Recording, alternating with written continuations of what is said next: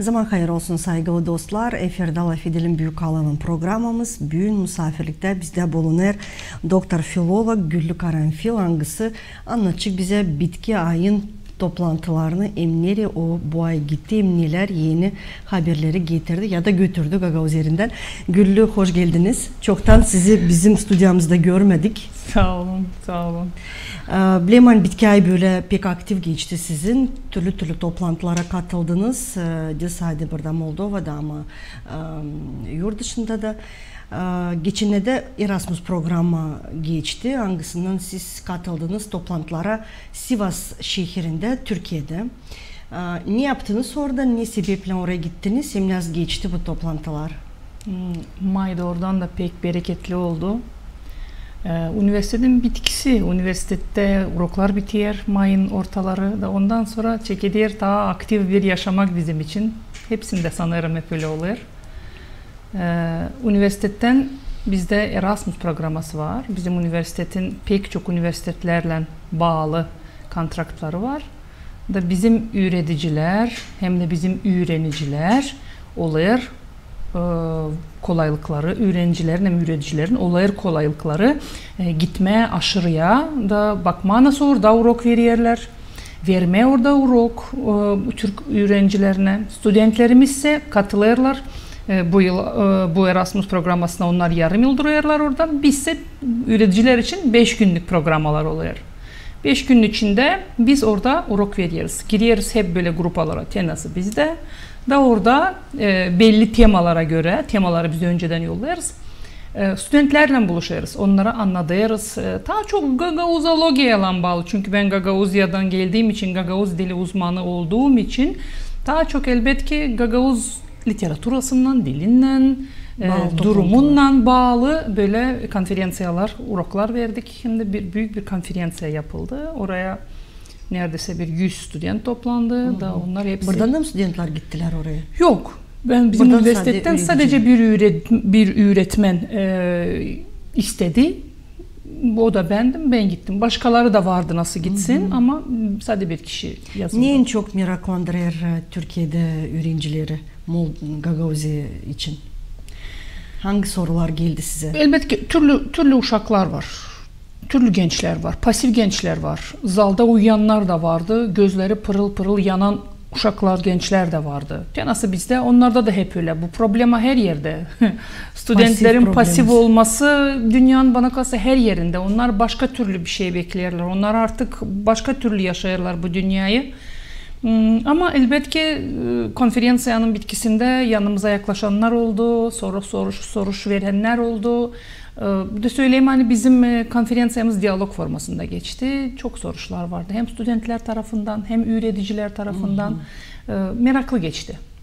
Hangi konuda daha çok meraklanıyorlar onlar? Dilin kuralları mı? O dilin yaşaması mı? Dilin yaşaması daha çok. Ben söyleyeyim hani pek çok genç Gagavuzların kim olduğunu, nerede yaşadığını, nasıl yaşadığını bilmiyorlar.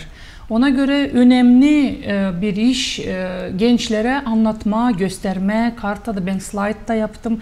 Karta gösterdim. Hep türlü teknikayı kullanarak meraklı olsun diyene Gagavuzya'yı hem Gagavuz dilini, Gagavuz dilinin durumunu, Gagavuzya'da olan durumu anlatmaya çalıştım da sanırım hani meraklı geçti. Bir şey nasihat verdiler mi? Nasıl bu problemi çözmeye var? Nasıl belki bir şey yeni gençlerin biliyorsunuz daha açık fikirleri var. Daha yeni modern fikirleri var. Belki bir şey nasihat ettiler de olsaydı bu uğra yetişilmedi. Bu uğra yetişilmedi çünkü burada lazım bir nasıl derler imik fırtınası lazım yapılsın.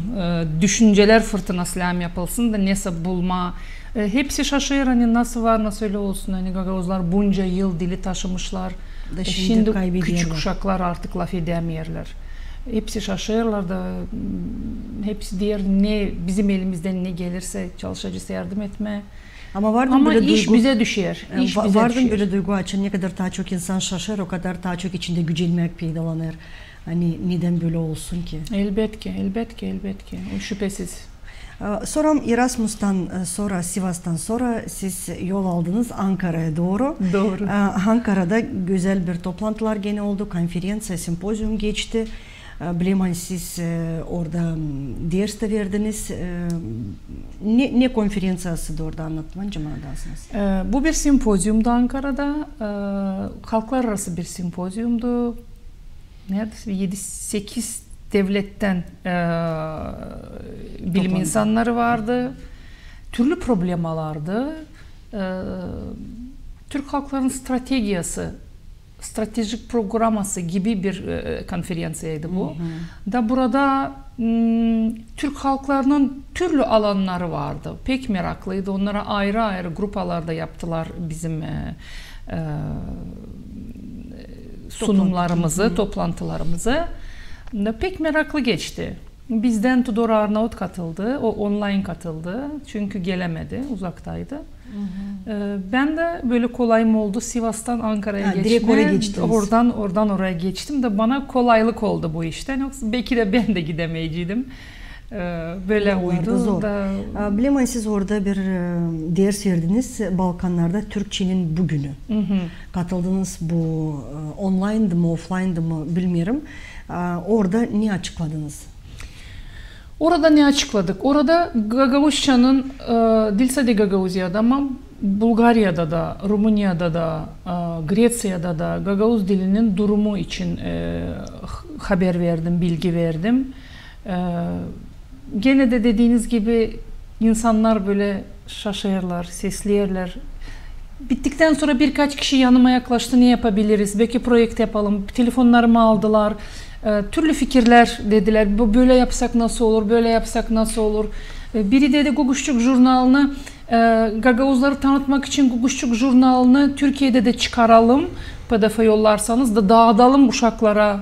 1. klaslara, 2. klaslara okusunlar, uşaklar görsünler tek Gagavuzça nedir? Gagavuzlar kimdir?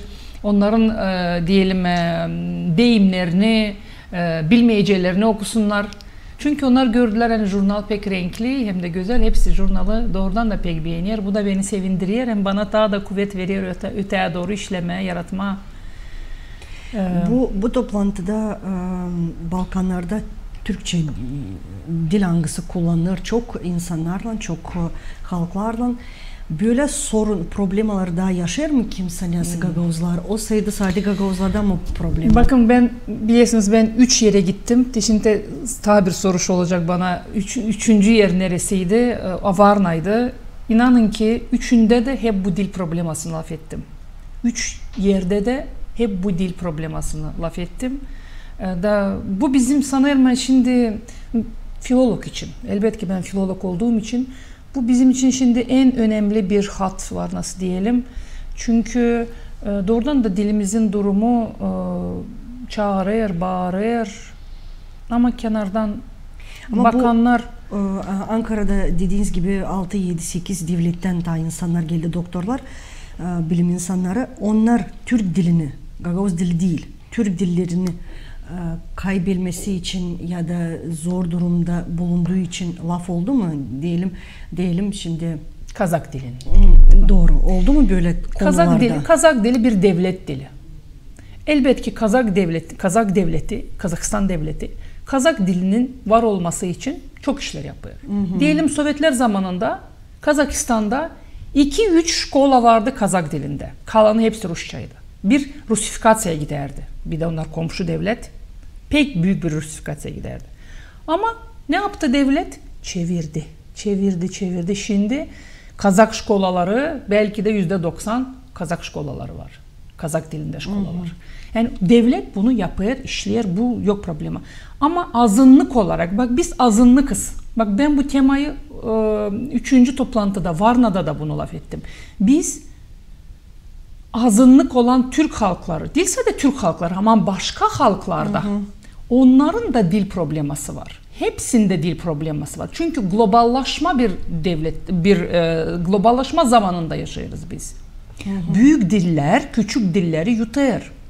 Bu ne yazık hani normal bir durum. Ne yazık hani bu normal bir durum. Her zaman büyük diller küçük dilleri yutardılar. Ama şimdi globallaşma zamanı bu proses daha da tezleşti. Ama insan kendisi bu işi yapar, bu problemi çıkardır, dili kaybetmesi için. Onlar hepsi birbirine bağlı. Onlar böyle bir çevre gibi düşünün. Bu problemalar hepsi bir daire gibi, bir çevre gibi düşünün. Onlar bu hepsinin kökünde duruyor globallaşma. İşte dediğiniz gibi Varna'ya gittiniz geçen hafta anladığım kadar. FUENTAC 11. toplantısı yıllık geçti. oturuşu toplantısı geçti. Kim oraya katıldı? Sizden Kari anladığım kadar dili gene konuştunuz ama ne problemler tartıştınız? 10 devletten 10 Türk azınlık halkları katılıyor buraya. Ancak azınlıklar katılıyor. Ama şaştım hani Bulgaristan'da bu geçti. Çünkü hepsimiz biliriz hani Bulgar devleti biraz Türk halklarına dini. Ama Avrupa yapıyor bu FUENTAC'ı. Başka türlü bakıyor. Biraz daha sert bakır, korkunç bakır. Onun için pek yaklaştırmıyor. Avrupa devleti yaptığı için bu FUENTAC'ın toplantılarını hiç Bulgarya'da Avrupa'nın içinde olduğu için Bulgarya sesini çıkarmıyor. Hiçbir devlet sesini yani Avrupa'da olan devletler. Bu Avrupa projekti. Elbette ki FUENTAC bir lobi diyelim. Azınlık Türk halklarının problemalarını lobi yardımıyla ilerletmek, onları çözmek niyetinden kurulmuş bu FUENTAC lobisi, toplantısı. Hangi devletlerden geldi insanlar oraya? Kırım vardı, Ukrayna'daki olan Kırım Tatarları vardı. Ukrayna Gagavuzları vardı, Moldova Gagavuzları vardı, Makedonya Türkleri vardı, Kosova Türkleri vardı, Bulgaristan, Grecia, Yunanistan, Batı Trakya deriz biz. Ondan sonra belki birkaçını unuttum. Orada toplandınız Varna'da. Hangi problemaları orada açıkladınız? Herkesin kendi probleması. Ukrayna Tatarları onlar cenk durumunu anlattılar, gösterdiler. Daha çok o konuyu açtılar. Herkesin kendi probleması neyse. Bir de bunu bir şey söylemek isterim. Hani bu FUENTAC'a katılır sadece dernekler. Buraya devlet kurumları katılmaz. Dernekler. Herkes kendi Herkes kendi derneklerinin kuralları nedir? Rumunya'yı ben unuttum söyleme. Rumunya pek meraklı geldi bana. Çünkü Rumunya, bakın bizde derneklere para verilmiyor. Bilirsiniz. Devletten verilmiyor. Verilmiyor para. Projektin varsa yaparsın. Yoksa duracaksın, sana devlet para. Ama Rumunya azınlık halklara çoktan veriyor. 1,5 milyon dolar projektlere para veriyor. Çoktan artık çok yıl böyle çok yıldır bu var. Ben beğendim nece Romanya anlattı, gösterdi. Problema yok. İşlerler, çalışıyorlar. Hiç problema yok. Bulgarya Türklerinde problema var. O para verilmiyor, devlet para vermiyor. Türk bayrağı, Türk yortularında bilirsen orada Türkler yaşıyor. Çok Türk. Türk bayramlarını, Türk bayrağını gösterme, bir yerde dalgalandırma yasak. Grecia'yı orada tam başka bir durum. Grecia'da Türk lafı yasak. Eğer tabelada Türk lafçazı varsa o tabelayı devlet çıkarır. Türk bayrağı için laf da gitmez. En zor durumda Grecia Türkleri. Ama en toplu da en birlikçi de onlar. Çünkü çok sıkıntı yaşarlar. Vallahi. Ne kadar çok sıkıntı insan yaşar o kadar daha çok birleşir. Toplantıya sebep var. Uşakları laf eder. Ama bu pek Ama meraklı. bizde sıkıntı yok, biz rahatız, bizde problema Bu pek meraklı yok. bir iş çünkü doğru da Yunanistan'da, Grecya'da çok sıkıntılar yaşanılır. Greklerin tarafından Türklere doğru. Çünkü dediğiniz gibi dil problemi var, laf etmesinler, yazmasınlar. Ama gene de bu zorluklara bakmayarak dil ilerler, kültür ilerler, din ilerler, yaşar. Hepsi var. Nereden bu kuvveti alırlar? Nereden bu havizi alırlar hani ilerletmeye bu işi? her zaman derler açan bir şey, ne olursa olsun, açan diyelim bir instrument diyelim. Açan o instrument unutulmaya doğru gider. O birden ya patlar, yeniden diriler ya da öler. İkisinden biri. Halk da öyle. Ya bu halk bitecek, sünecek ya da bu halk patlayacak da yeniden doğacak, yeniden yaşayacak. Bak bu nasıl deme tabiatın bir kuralı var nasıl deme. Tamam biz nerede buldunuz bu tabiatın bu kuralını? Ben bilmem biz ortalarda bir yerde böyle yüzeriz. Seçmedik ne yapacağız?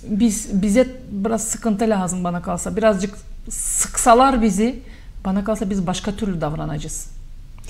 Ben geçenlerde gördüm sizin Facebook'unuzda, sayfanızda siz paylaşmışsınız bir güzel bir video, bir genç Moldovan olanı anladı ki o ister ki Gagauz'a geldiğinde Rus dili işitilmesin, işitilsin Gagauz dili, işitilsin Gagauz, görünsün Gagauz kulturası, Gagauz adetleri. Hani geldiğinde bir de insan Moldovan mı olacak, Rus mu olacak, Avrupa'dan mı, Amerika'dan mı, Asya'dan mı işitsinler burada o dili hangisinden biz lazım laf edelim. Ya siz bakıyorsunuz bu işe varınca bu iş olsun. Doğru, ideal olarak elbette ki ben de katılıyorum %100. Ama var mı böyle bir kolaylık bu iş olsun? Bilmiyorum. Bu insanları böyle videolar ya belki kimi yerde o neyse yanlış söyledi. Belki kiminse onu pek çok kişi onu beğenmedi. Ama bu videolar o göle birer damlacık oluyor. Da o damlalar zedelendikçe ben sanırım hani biz uyanıyoruz, bize bir şeyler oluyor, biz düşünmeye çekiliyoruz, biz lazım çekidelim düşünmeye. Doğrudan da biz meraklı kendi dilimizle, kendi kulturamızla meraklıyız biz. Avrupalıya ya Amerikalıya ya da bilmem nereliyese. Biz onlara o türlü meraklıyız. Buraya gelip de doğrudan da nereye bakarsın her yerde Rusça, nereye kulağını kasarsın orada Rusça geliyor.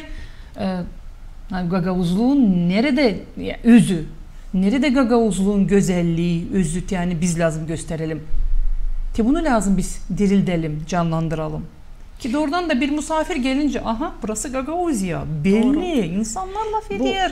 Tabelalar Gagavuzça, ne ben bileyim mi Moldovanca, Gagavuzça bir devlet var, bir bilinsin lazım bu.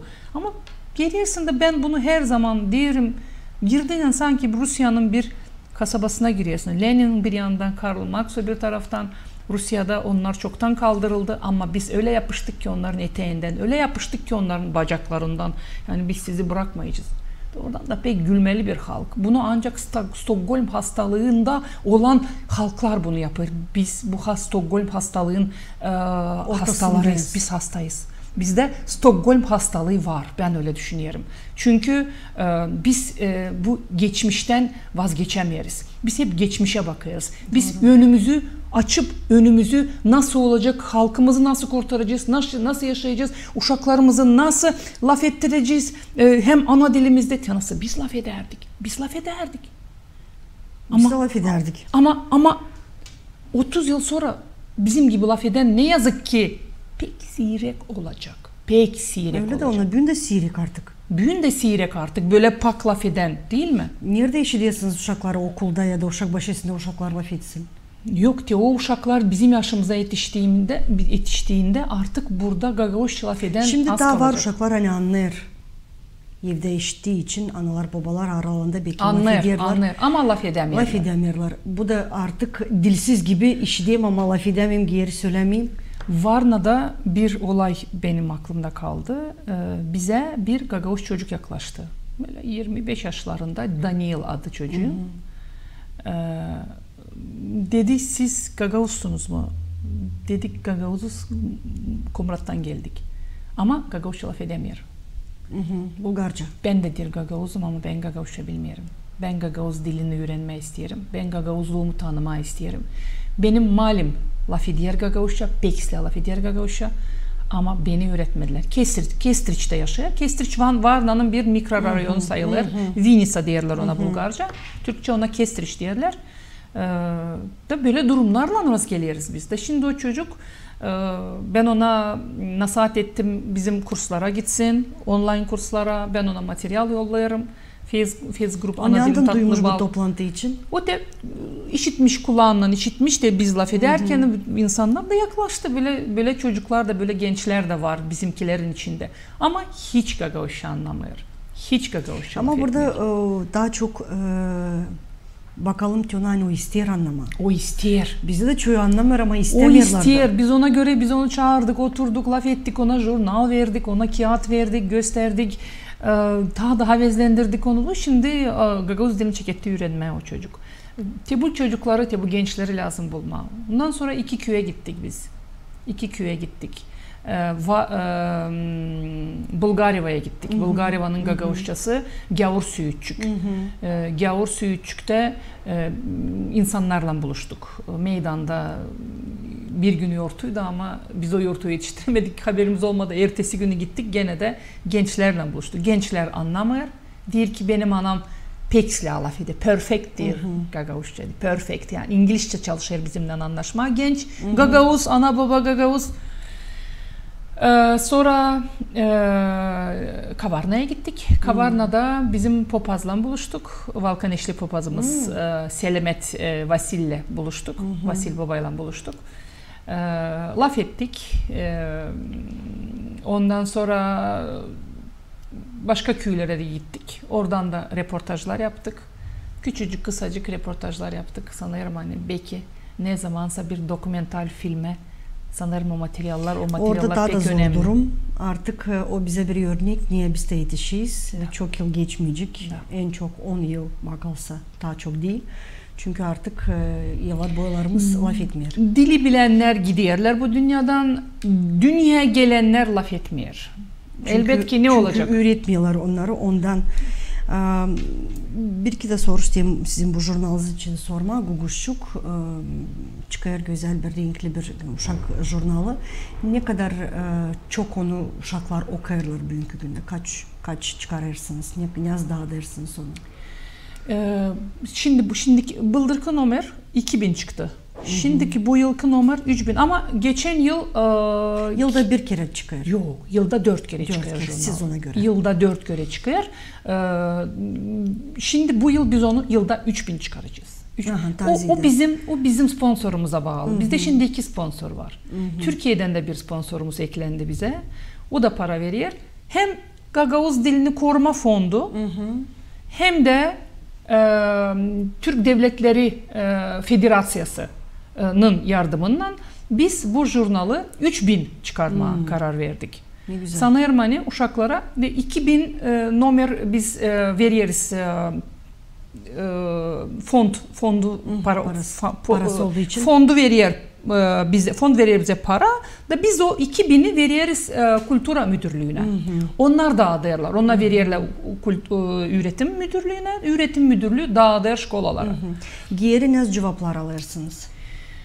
Bitireyim cümlemi. 1000 de tane çıkar o bir sponsorla. Onu da ben köye giderken uşakların ellerine plus veriyorum. Yani hem şkoladan veriyorlar uşakların eline hem de kime yetişmedi ben de onlara veriyorum. Da çalışırım hani daha çok uşağın eline bu jurnal yetişsin. Jurnal dediklerine göre jurnal bekleniyor. Jurnal seviliyor. Kıpçak'ta dil çoktan yapıldı bir festival, Guguşçuk Festivali yapıldı. Da o Guguşçuk jurnallarından bağlı onlar yarışma yaptılar. Pek meraklı geçti. Pek meraklı geçti. Yani artık görüyoruz hani şkolalar Guguşçuk jurnalın materyallerinden yarışmalar yapıyor. Birinci yerler çıkıyor orada. Jurnal bekleniyor, jurnal okunuyor, soruluyor. Nerede varınız, kime yetişmiyor, bana telefon açıyorlar. Bize birkaç numara varınızın veriyorsunuz. Yani arayanlar, soranlar var. Çok şükür. Bu da yeni şkolada kullanıyorlar, uroklarda kullanıyorlar, interaktif taftalarda PDF benden isterler. Ben PDF'ları yollarım herkese. PDF'ların üzerinden onlar çalışıyorlar, işlerler. Da ben sanırım hani doğrudan da Guguşçuk jurnalı uşakların gelişimine, dilin gelişimine dokunuyor, faydalı oluyor. Hem de bilirsiniz küçük uşak açan elinde alıyor. Renkli, güzel, tatlı böyle bir dergi, bir jurnal açan uşak alır eline. Ben sanırım hani uşak başka türlü bakıyor, başka renklerle görür dünyayı da. Ona göre böyle renkli jurnallar lazım olsun. Çünkü başka dilde de yok o jurnallar bizde. Uşaklar yüzlerler böyle işleri, beğeniyorlar. Hem de en önemlisi faydası olsun. İşin faydası olsun, boşa gitmesin. Elbette. Bu kadar kuvvet, bu kadar güç vermek, para vermek. Doğru. Onun en önemlisi faydası olsun. Mutlaka. Dil ilerlesin, uşaklarımız da makar ki anlasın hem de laf etsin. Daha çok bilmem ne isteme bu uğurda çünkü çok zor duruma düştük. Biz de okula gittik, hiçbir Rus dili bir laf bilmiyorduk Rusça. 6 yaşımıza kadar hiçbir laf bilmezdik ama şükür Allah'a bugün hiçbirisi dil düşünmeyecekken biz bilmiyorduk o dili. Sanırım hani burada Yanlış, da analar babalar dillen korksunlar. Yanlış düşünüyor ana babalar. Uşak ləm 2 dilli büyüsün. Varsa kolay 3 dilli büyüsün. Uşağa değil zarar. Uşak başı karışacak. Olmayacak uşağa bir şey. Biz kendi bakışımızdan düşünüyoruz. Sanki biz yapsak nasıl olacak? Doğru. Uşağın kafası temiz. O pak. O ne kadar dil vereceksin o kadar alacak. Bilirsen Finlandiya'da bizim uşaklar laf ediyorlar. Kanada'da Gagavuz uşağı var. Laf ediyor Gagavuzca. Finlandiya'da uşak. Baba Fin, ana Gagavuz. Uşak laf ediyor Gagavuzca. Bakın bütün Finlandiya'da 2 kişi laf ediyor. Bir o 3 yaşında uşacık, bir de anası, ailede. Başka yerde o uşak o dili işitmiyor. Belki malisinden telefonda, videoda laf ederken Gagavuzca laf ediyor. Ama ana hesap ediyor hani. Uşak Doğru. lazım bilsin benim ana dilimi. Doğru. Uzakta, Finlandiya, dünyanın o tarafında. Doğru, ama biz buradayız da biz buna boş veriyoruz. Biz o uşakla o dilde laf etmiyoruz. Büyük yanlışlık yapıyoruz. Doğru, çünkü dilimiz o en pahalı, en büyük mirasımız bizim. Elbette ki. Da bizi bu dil, insanı bir halkı dil tutuyor. Dil varsa halk da var. Dil giderse hepsi gidiyor. Bir şey kalmıyor. Doğru, bu böyle bir filosof noktasında biz başarırız bizim bugünkü programımızı. Umutlanırım, hem inanırım hani Gagavuz dilini seven, öğrenme isteyen daha çok zedelenecek dili sadece Bulgaristan'dan. Ama bizim de burada daha çok insanlar araştıracak, öğrenecek, kağıtları alacak, yeni laflar öğrenecek. Buna umut hani insanın hesabı yerine konacak da ilk uğra dilini, ana dilini koyacak. Ondan sonra da öbür soruları alacak göze. Sağ olun sen geldiniz. Sağ olun hani bu kadar kuvvet dökersiniz Gagavuz dili ilerlesin için. Sanırım hani ne zamansa büyük faydasını da göreceğiz bu işlerin. Çünkü bu insana en önemlisi fayda olsun. Allah versin. Sağ olun. Saygılı seyirciler, sağ olun sen bugün bizimlendiniz. Tem notalamani programımızda laf edelim büyük alaylan büyük misafirlikte bulundu doktor filolog Güllü Karanfil. Hangisini biz elbette gene laf ettik Gagavuz dili için, onun niceliği için soruları, anglarını onlar Güllü Karanfil kaldırdı türlü konferensiyalarda Türkiye'de, Bulgaristan'da. Size meraklıydı. Sağ olun sen bizimlendiniz. Hem kalın sağlıcakla.